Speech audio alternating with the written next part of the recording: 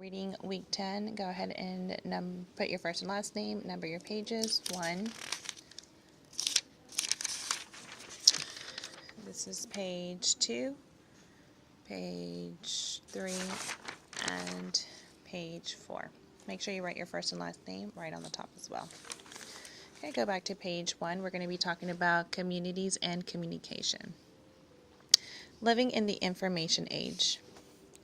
How many ways can you get a message to a friend? You can deliver a message in person, you can write a letter and send it through the office mail. If your family still has a landline, which is a telephone connected to the wall, you can pick up the phone and call your friend. You can even use a computer to talk to your friend with a webcam and a microphone.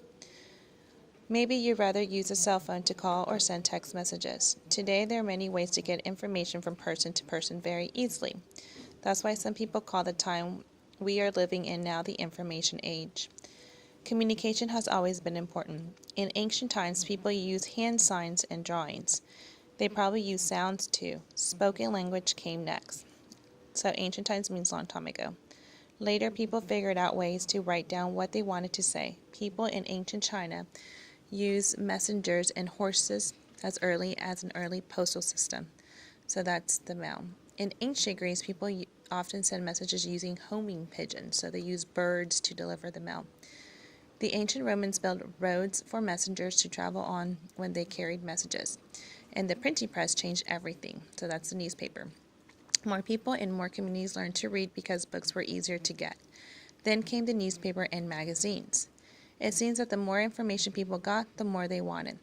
Inventors kept finding new ways to help people get information about the world around them. Today, people get information from radios, televisions, telephones, and computers. We can research on the internet and read ebooks. Who knows what new inventions will be helping people communicate 100 years from now? New ideas are changing the way people communicate. That means communities are changing too.